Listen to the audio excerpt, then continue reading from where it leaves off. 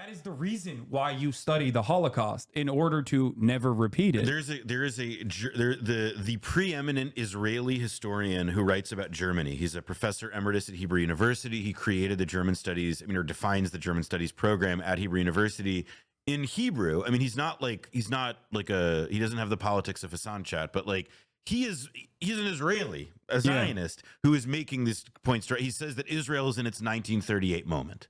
Yeah. He says that. Yeah. Zimmerman, I think, is his name. Yeah. And there are...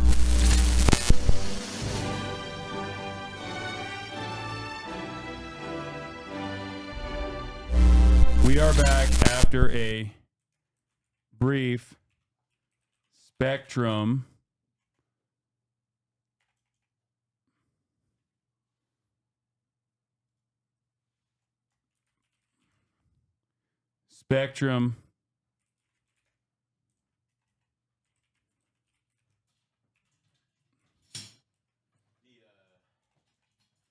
What?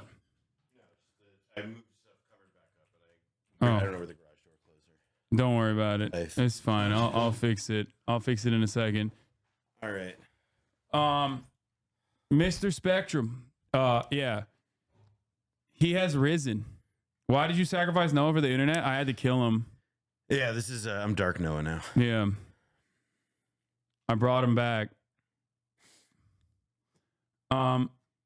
Anyway, don't you literally have commercial grade? They're so bad. Yeah, sometimes you just have like random ass outages. Sometimes you just have random ass outages which happen to which happen at like the most inopportune times, you know? And there's not really much you can do about it. So we all went to Laura Lux's stream because she was in your recommended. It's on my end. My internet went down. My internet went out. Like, for sure. Thought you were streaming above a Hamas weapon stockpile. Yeah. I know I'm saying it shouldn't have anything to do with your viewership unless you were just memeing, being sarcastic. No, I think that it just ends up happening at like weird, inopportune times. I don't know why.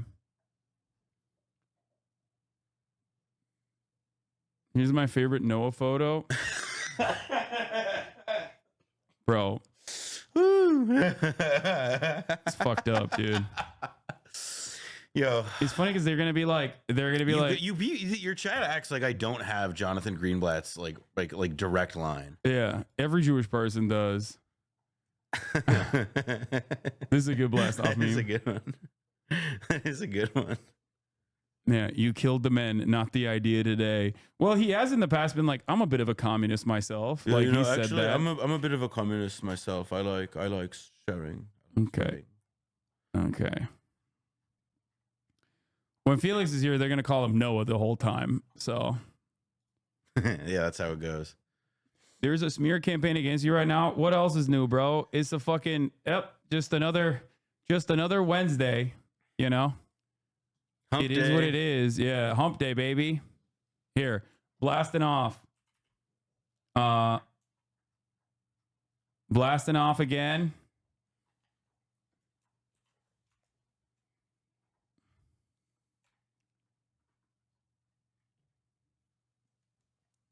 Here it is. You know how TikTok shows have Subway servers soap cutting under the actual video? You got to do a split screen content with Laura Lux. Yeah. Here, let's keep blasting. Blast.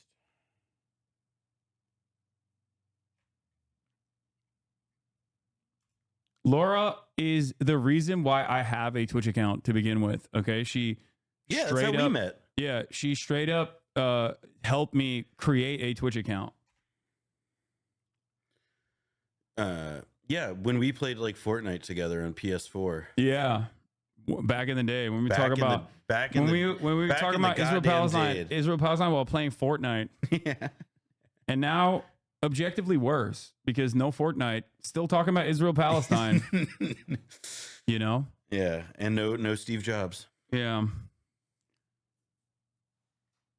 Anyway.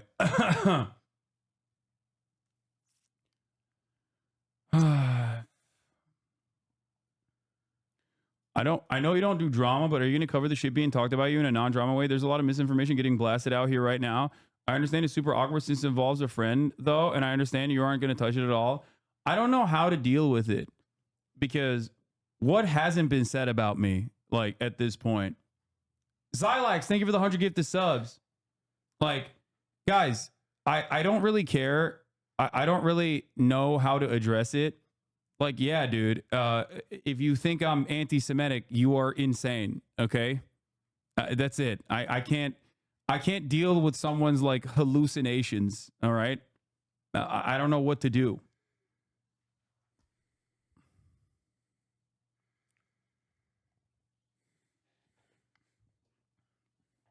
Get with it, baby. It is what it is.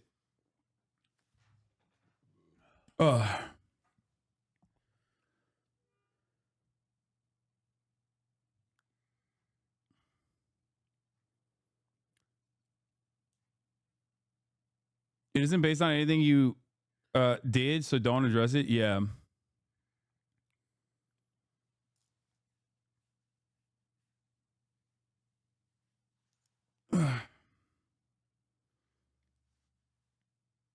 You said you advocate for shooting AOC. It's just What? What? It's really funny. Yeah, yeah. It was when I when did that when you did Among Us, you were actually like when I was like supposed to interview her in person, it was actually an attempted plot. Yeah. No, it's just like how they got Ahmed Shah Massoud. You know, they put the bomb in the cameraman or whatever. Yeah. Liam Payne died? What the fuck? Wait, really? Wait, what? No, you're fucking lying. That's bait. Let me see. Is it real?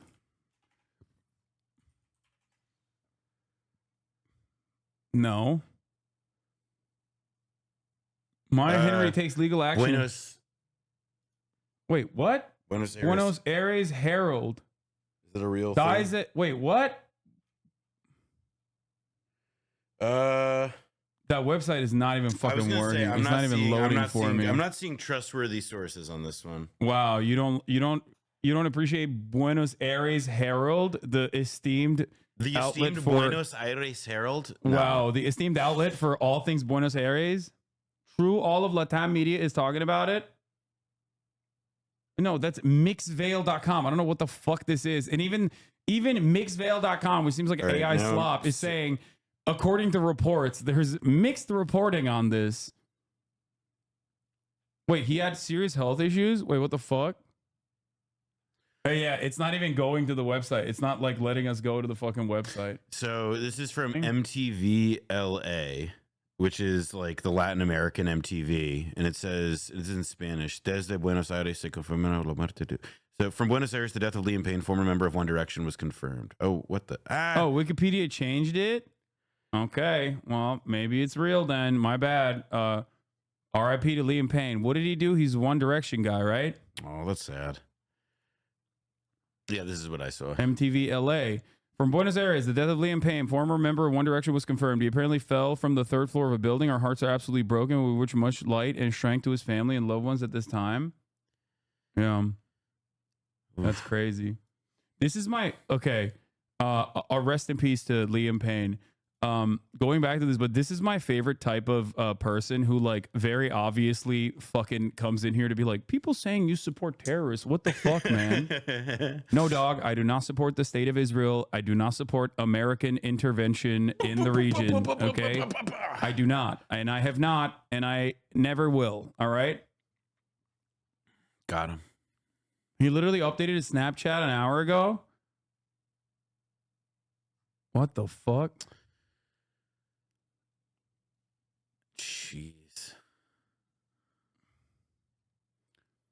Yo, Noah did an outfit change. The sweater is sick. Where can I get one? Billy Reed.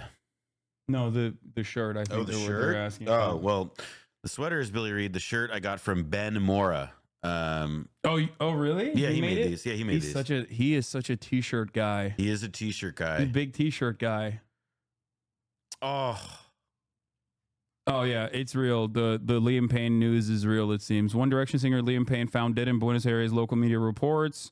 31-year-old British musician was found dead after falling from the hotel's third floor, it said, citing emergency services. That's sad, man. Yeah, that's horrible. And you have to imagine that this is how a lot of people in his life are finding out. That's horrible. Yeah.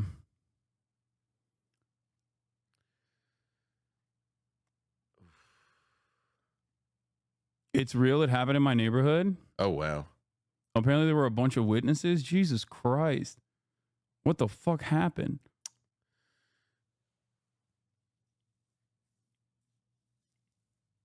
Sorry, but who is that? And what is Direction One? One Direction is a famous boy band from a long time ago. Yeah. I'm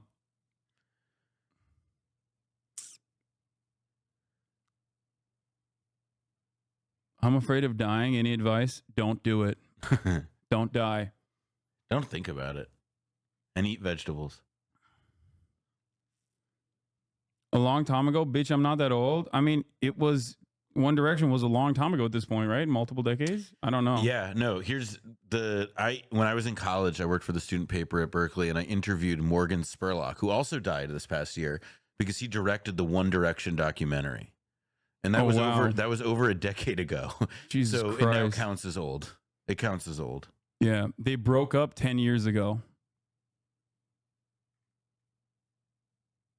Was he in a ton of drama recently? I don't fucking know, man. What... Dude, I have no idea, okay? Why would you never come to me for information such as this one, okay? I barely know who he is. I know One Direction, you got Harry Styles. People say he queer baits or whatever, okay, because he wore a dress one time. Zayn. You got Zayn, who is the Muslim one, okay, who was dating Gigi Hadid. And then there's two other guys Liam, that are I know the fourth one. Can you name the fourth one? No. Lewis. Lewis? Yeah. What's his last name? Tomlinson? I think so. I think I got it. Yeah, it's Tomlinson. Yeah. Fuck yeah. Okay. See, there you go. See? Oh, we're missing one. There's one more. His name is Neil. Wait, there's more than 4? Oh, there's an Irish one. There's 5?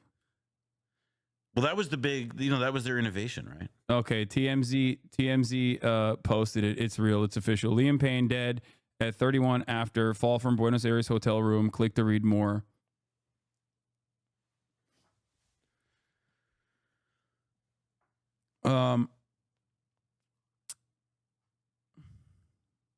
There was 5 initially, then Zayn left. Oh, right. Yeah, I forgot he did because he went solo and he had that whole album and he had a sick Fader cover back when that magazine was a thing. Yeah, he's hot.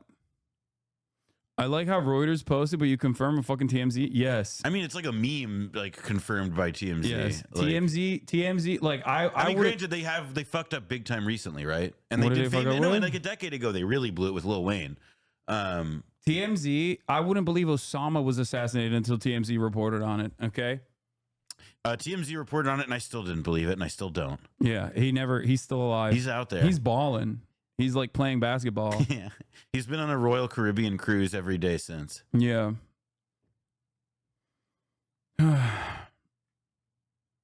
Liam left 1D on bad terms. Okay. I am not interested in broaching the subject matter or covering it any longer than we have so far.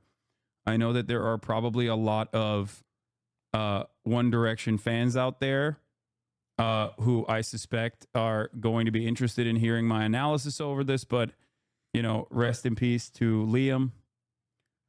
There's a lot more that we need to get to in terms of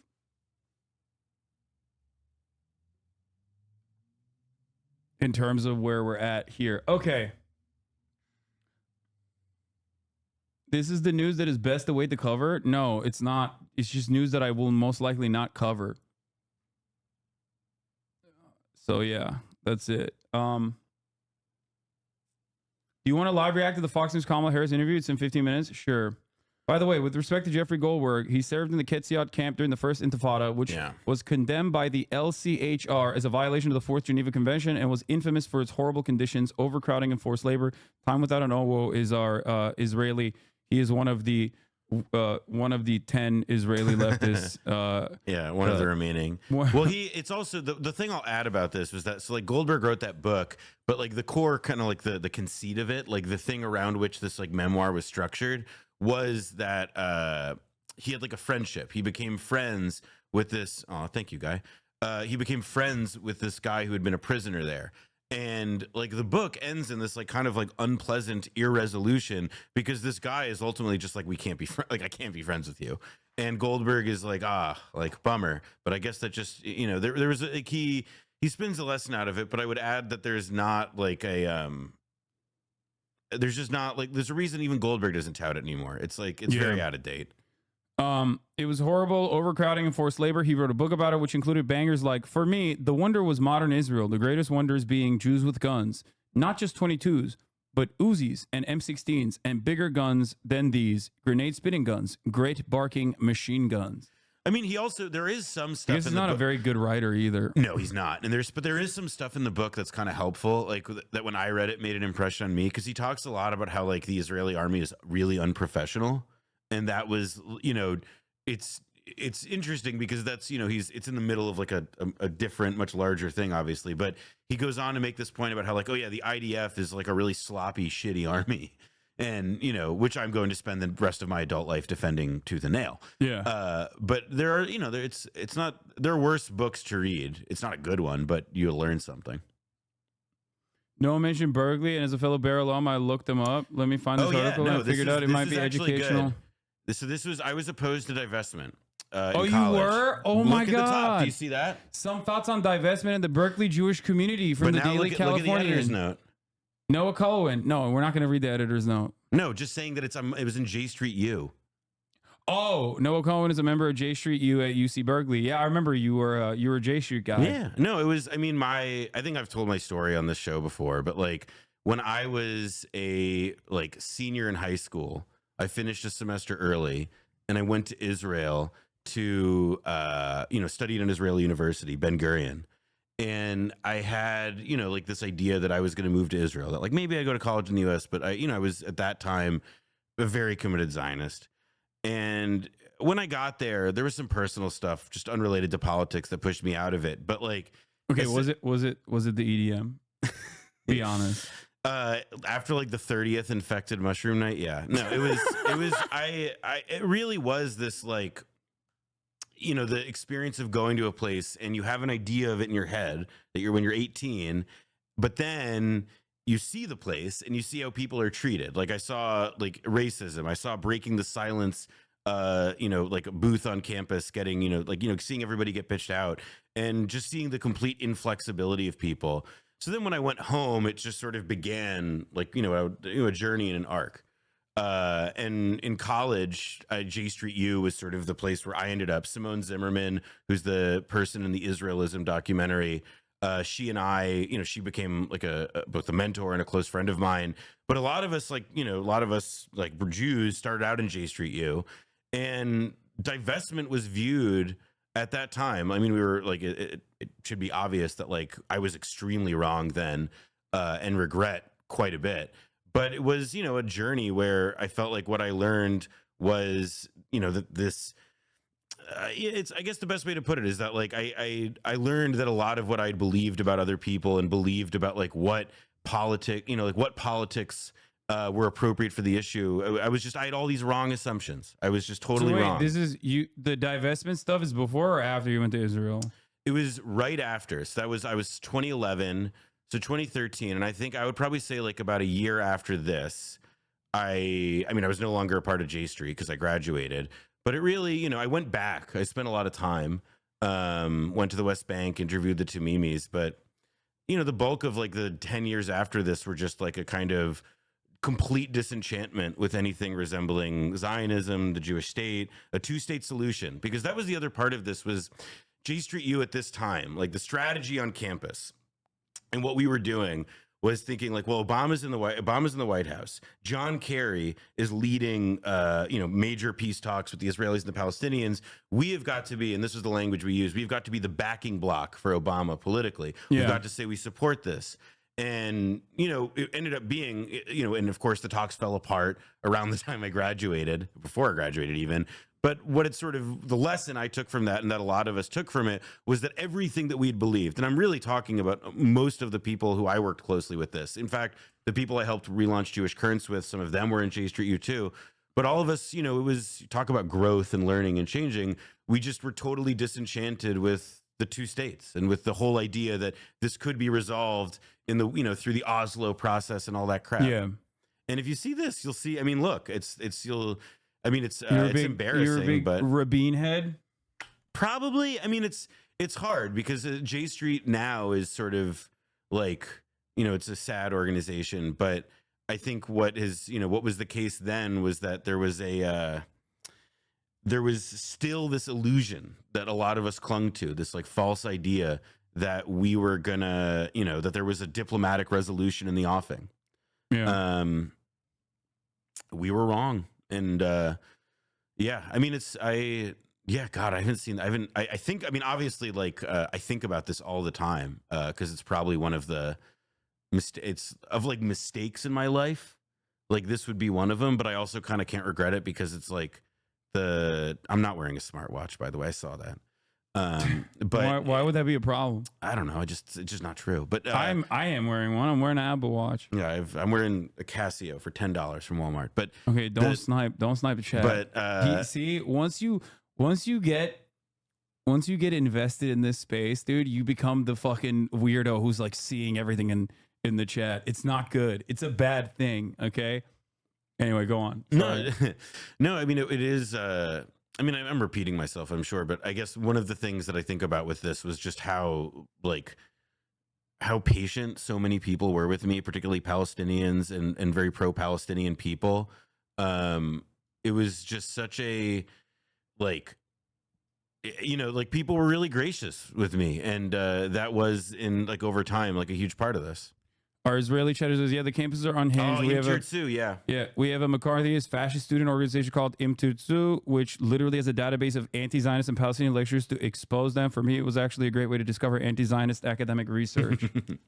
There were, and at Ben Gurion, there were some amazing so there's a Neve Gordon, who's a political scientist who you've probably in past, he writes columns for Al Jazeera and elsewhere, but there were people who were there who, of course, I was too young to really I didn't take advantage of the opportunities in front of me there. I'll say that. But no, it was an eye-opening experience, both being in Israel and then going to an American college campus and thinking, oh, we can make a difference. We can do this in this way.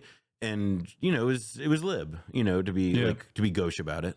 I think it's good to see stuff like this though, because I'm sure there are many maybe not anti-Zionist Jews, but Jewish people that are growing up in the United States under similar conditions that are maybe reanalyzing, re-examining everything that they've learned from their social conditioning early on that probably would appreciate hearing your journey throughout this throughout this process. I also want to say, I still go to synagogue. I'm still close with my family who, we don't obviously agree on everything, but a lot of people, including people in my personal life, their views have evolved and changed in this time because,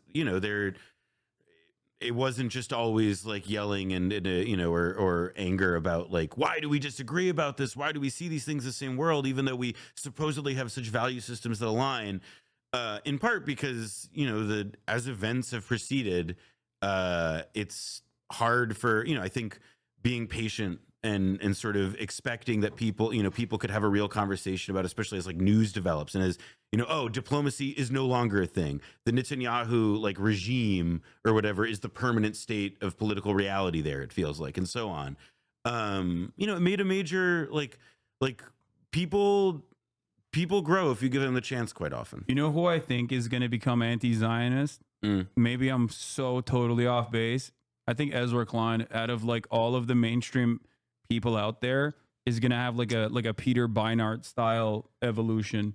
It's possible. Out of everyone that I read and listen to, I think the one person that I think is closest to that kind of change is Ezra Klein. I may be speaking slightly out of turn, but like in Wonk Blog, which was so Ezra Klein, when he first became like he was known for being a blogger first at the American Prospect, but then he really became more well known before they created Vox at the Washington Post, this thing Wonk Blog. And I have memories of him saying that, like, I don't know if he was saying that he was like I doubt he would go so far as to say like anti-Zionist, but he was definitely, I remember, much more critical and much more skeptical than what was the general consensus around Israel or Zionism, like 15 years ago. It's a meaningful, like he's, there's like, he's much less Zionist than than the standard DC journalist. Yeah, no. Did you listen to his conversation with Ta-Nehisi Coates? I haven't, but I've actually heard about it indirectly from a lot of people. I thought it was really good. Obviously, there's still a lot of hangups in the way that he communicates certain things, which Ta-Nehisi actually caught him on in a couple different instances where he would say like Hamas apologists versus, the far right in Israel. And like Ta-Nehisi was like, why'd you say Hamas apologist, but you say far right in Israel? And I think that in that process, there was like there were very instructive moments where he openly recognizes that like Israel's not a liberal democracy, for example. Like, yeah. I think that is a that's a good important starting point. Like, he was like, it's not a liberal democracy. You cannot be a liberal democracy as you reign sovereign over, 5 million people that you are dominating. You just can't be that. You have a comment. There's a good one actually in chat there. I mean, a decade ago about Matt Iglesias. Start there. Because that's right. This is true. And it's one of the... that's right. I want to be clear about this. Like, one of the things that like really moved, and I'm not going to, like, a lot of people in my life, a lot of Jews in my life were shown something like the single experience that like set them on a different trajectory of understanding about the region and about the politics was visiting Hebron. It's just it's a particularly extreme representation of what occupation looks like, and the breaking the silence tours that many Americans and so on have gone on. It's understandable why. I mean, it's freaky. When we went on a J Street U trip, they secretly recorded us, the radical settlers that we talked to, and then they published it on YouTube. Do you feel like, so J Street does this thing which I feel like kind of like cucks them a little bit, where with good intentions, because they're like anti West Bank settlement, right? That's their official position. Yeah, no, that's their position. Yeah. So they will take Americans to the West Bank, including politicians. And then when people like Jamal Bowman see that, they're like, this is the most insane thing I've ever seen. I'm now completely anti-Israel, which is not the point that J Street is trying to make, I think. J Street, I mean, it's complicated because J Street was created by a guy who still runs it named Jeremy Ben-Ami, around whom the kind of organization is structured. And it's a good example, it sort of ties together with the second half of that comment, which is about how like now Iglesias is just a fucking, violent nihilist. And I think in the case of J Street, they began, and what was so appealing to me as somebody sort of falling out of Zionism, let's say, like, was that there was this idea that like, well, we are coming from a place of love. We are engaging from a place of critical love. Jeremy Ben-Ami has family in Israel. I have family in Israel, blah, blah, blah. And like, that's not really a useful way to think about like many political issues, if any. But I think that part of what the J Street idea was that, well, because this is our attitude, because we are the most loving possible critics of the Zionist state of this, then they're going to love us. When in reality, as we know, what the last, 10 years have been a demonstration of is that there is no amount of tempered criticism of Israel that will break through to that polity, to that country. It's just about, are you with us when we do the most heinous psycho shit, or are you not? And by the way, once October 7th happened, many people in the J Street universe, particularly Ben-Ami and so on, we had this conversation with, where they made their choice. They said, you know what, we are Team Israel. They are our family and so on.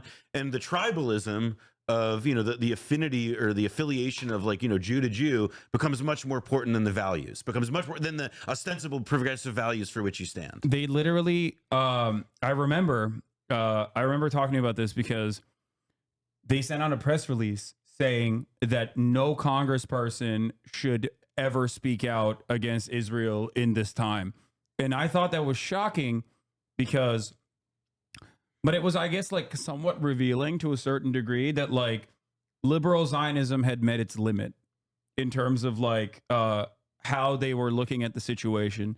And while I understand the trauma that people were experiencing in that moment, and I think this is, again, I really do think you should listen to the Ta-Nehisi conversation with Ezra, because he also brought this forward, because Ezra Klein basically talked about this and was like, oh, well, there's violence on both sides, things like that, right? And I think that basically in that moment, like it broke it broke a lot of people's moral conviction, if they had any to begin with, or maybe they did have some, but it was definitely like a turning point.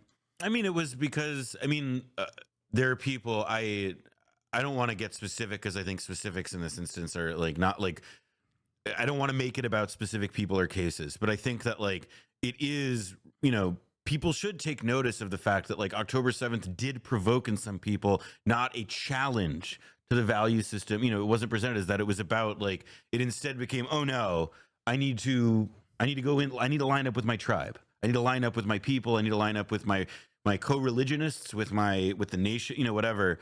And it was, I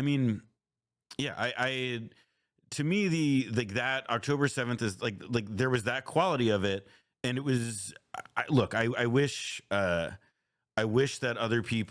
people viewed the October 7th as like, not this crazy, horrible, vicious terror attack, but instead as like a military operation that, the sentimentalism of something like J Street is the best way to put it. The idea like that, like it's that over emotion it's over emotional identification is, it's what's at the core of what, like, liberal Zionism or whatever, because it's a contradictory value system. Yeah, liberalism, Zionism. Yeah, you can't be like a liberal Nazi if you understand Zionism as an inherently fascist ideology, at least in its like current state, in its evolution, not what it was once projected to each individual group that might have had a different way of like fantasizing about what it could look like, all the way from like Albert Einstein to the likes of now anti-Zionist Jews like Gabor Mate or even Noam Chomsky.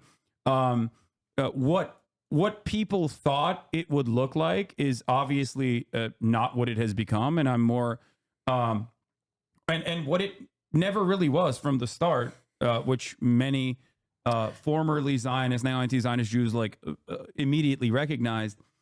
And I think that the current version of it is directly fascist. Like it is just straight up fascist. Oh, it's I specifically make that claim. Like yeah. And look, I don't think that people should be glib. And I often fail this, but I don't think people should be like too cheeky about like making comparisons with like Israel or Nazi Germany. But there's a reason that people bring up the fascist word and that they talk about like the kind of genocidal irredentism that Israel represents, just stealing shit that isn't theirs and committing incredible violence to do so for the sake of expanding the rights of their own privileged polity. And that's you can't. That's what it is. I think it would be disrespectful to the entire field of academia dedicated to chronicling the atrocities that occurred during the Holocaust not to make that comparison, because ultimately that is the reason why you study the Holocaust, in order to never repeat it. The preeminent Israeli historian who writes about Germany. He's a professor emeritus at Hebrew University. He created the German studies, or defines the German studies program at Hebrew University. in Hebrew, I mean, he's not like he doesn't have the politics of Hassan chat, but like he's an Israeli, a Zionist who is making this point straight. He says that Israel is in its 1938 moment. Yeah. He says that. Yeah. Zimmerman, I think, is his name. Yeah. And there are plenty more on top of that. Like you have Ross Segal and many others. Yeah, like Roz Siegel, who, by the way, got, lost a job at the University of Minnesota in the first week. Yeah. Correctly calling it. Yeah. And insane. And in a lighter version of that, but still ridiculous. Like, what was it? Melissa Barrera, who was called an anti-Semite for posting the Jewish Currents article that Ross Siegel had written about Israel's fascism. And it was fucking crazy. Like, I felt like I was going insane. Like, it was expected. I knew that it was going to happen. But that was like such an obvious, like, we are going to punish you for speaking out of turn moment, because like, it wasn't even anything that lightly broached. It wasn't even anything that you could reshape as like potentially anti-Semitic. You know what I mean? Because people do that all the time. But it's the sensitivity. This is the thing, right? Is like Israel, because it's doing things that invoke the comparisons to Nazism, is, it's carrying out its own death sentence. They're killing their own country. Yeah. And that is it's why was October 7th such a trauma in Israel, even though it's such a trauma that they've never even set up an independent inquiry into the events of it. Why do they do that? Because the thing that it demonstrated was that even if you blockade Gaza for 20 years, even if you separate it from the West Bank, even if you keep Gazans completely out of, the international community, you cannot stop them from making Israelis unsafe. That is just, the premise is gone. And so as a result, I mean, that like internalized truth, the shock of that has really, it triggered a lot. I think that that's what has triggered the, the sense that Israel is not a safe place anymore. It's what has made people, it's why the freak out. It's because the stakes have become existential. Yeah. Okay, Kamala Harris is talking to Brett Baier on Fox News. What was a bipartisan effort, including some of the most conservative members of the United States Congress, adopted, to actually strengthen the border. And apparently it's not going well. That First question was, how many illegals did you let in? 1,500 more border agents at the border, which is why I care. believe the Border Patrol agents supported the bill. It would have allowed us to stem the flow of fentanyl coming into the United States, which is a scourge affecting people of every background, every geographic location in our country, killing people. It would have allowed us to put more resources into prosecuting transnational criminal organizations, which I have done as the Attorney General, former Attorney General of a border state. Madam Vice President, a couple of things. Prosecuted trafficking of drugs, guns, and human beings. And Donald Trump, but let me just finish. Six Democrats voted against that bill. Learned about that bill and told them to kill it because he preferred to run on a problem instead of fixing a problem. And in this election, this is rightly a discussion that the American people want to have. And what they want are solutions, and they want a president of the United States political games with the issue. I hear you. But actually is focused on fixing Six it. Democrats voted against that bill. It would have allowed 1.8 million illegal immigrants into the country a year. A lot of conservatives had a problem with it. These are the six Democrats. But more importantly, back to the original premise, Jocelyn Nungari, Rachel Morin, Laken Riley, they are young women who were brutally assaulted and killed by some of the men who were released at the beginning of the administration, well before a negotiated bipartisan bill. Former President Clinton actually referred to Laken Riley Sunday, and there's nothing you can do about it because you've completely adopted the right-wing framing on immigrants constituting a national security threat. Why the fuck is she talking to Fox News This is well 3 weeks before before? any negotiation. Like you're just giving them like, all right, here's a bunch of clips they're going to use against you. Have this fun. is a specific policy decision by your administration. It's because it's Brett, and they thought he'd be like more reasonable, probably. Do you Foolishly. got the big brain on Brett. An apology? Let me just say, first of all, those are tragic cases. There's no question about that. There's no question about that. And I can't imagine the pain that the families of those victims have experienced for a loss that should not have occurred. So that is true. It is also true that if a border security had actually been passed 9 months ago, it would be 9 months that we would have had more border agents at the border, more support for the folks who are working around the clock trying to hold it all together. Madam Vice President. To ensure that no future harm would occur. She's also and very this bad at election contested in 20 stuff. days It sucks, man. will determine Yeah. whether we have a president of the United States who actually cares more Oh, about boy. fixing a problem, even if it is Oh, not to their boy. political advantage in an election. bro- Because there was buddy. a solution, Oh, Brett. the Madam Vice brigading President, it has was a started, policy baby. decision in the early part of your administration. I will let 500 one of the mothers comments. talk about it. Take a listen. Because of the Biden-Harris administration open border policies catch and In release, an hour. they were enrolled in the Alternatives to Detention program. This meant that they were released into the United States. It was not even a full 3 weeks later that they would take my daughter, It's cool that Jocelyn Kamala is Margaret's just life. viewing I believe the Breitbart. Biden-Harris administration open Yeah. border policies are responsible She's for dialed the in death on the of my immigrant daughter. crime tab. That's the early days. So do you owe them an apology is what I I'm will saying. tell you that I am so sorry for her loss. I am so sorry for her loss. Sincerely. But let's talk about what is happening right now with an individual who does not want to participate in solutions. Let's talk about that as well. But do you Brett, want to answer? in all fairness, I told you, I feel awful she and her family have experienced. During that time, you said repeatedly that the border was secure. When in your mind did it start becoming a crisis? I think we've had a broken immigration system transcending, by the way, Donald Trump's administration, even before.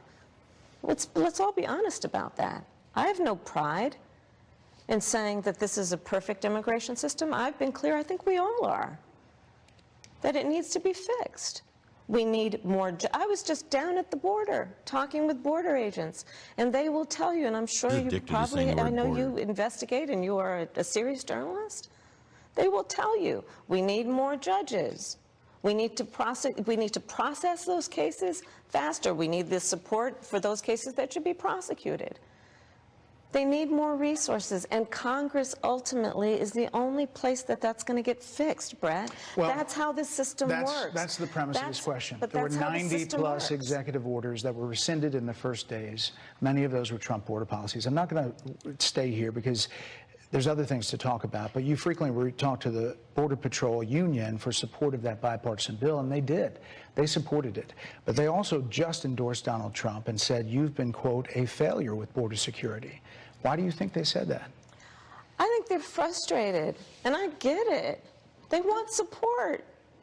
They want support, and that's what that border security bill would have done. These guys down at the border, these men and women, they're working hard. They're working around the clock. I get it. There's a lot of people that look back at what you said in 2019 when you first ran for president. And there have been changes, and you've talked about some of them. When it comes to immigration, you supported allowing immigrants in the country illegally to apply for driver's license, to qualify for free tuition at universities, to be enrolled in free health care. Do you still support those things? Listen, that was 5 years ago, and Oh, I'm very fuck clear you. that I will follow the law. I have made that statement over and over again, and as Vice President of the United States, that's exactly what I've done, not to mention before. If that's the case, you chose a running mate, Tim Walz, game, brother. governor of Minnesota, who signed those very things into state law. GG's. So do you support that? I just don't understand why the Democratic Party legitimately thought that adopting right-wing framing born out of complete hysteria, like this is made up. The idea that undocumented migrants constitute a national security threat to America is a made-up idea. Thing. Like it's Most people like immigrants. Yes, and that's the reason why every time people are polled on this issue, 64% of them say they want mass deportation, and then 63% of them say they want mass amnesty for undocumented migrants. Everybody loves migrants. They just think that there are migrants out there that they do not know that are doing shadowy, scary fucking things. Okay? And those guys should be deported. Why do they think that? Because there is a massive communication gap. The right wing have completely captured the overall consensus on this issue, and they consistently pummel hateful, dehumanizing, nonsensical shit like migrants are out there raping and pillaging American fucking suburbs every day. And it's bullshit. When you look at the actual fucking crime data from Customs and Border Patrol's own fucking apprehension numbers, it's 24 undocumented immigrants in the fiscal year of 2024 have caused 24 murders.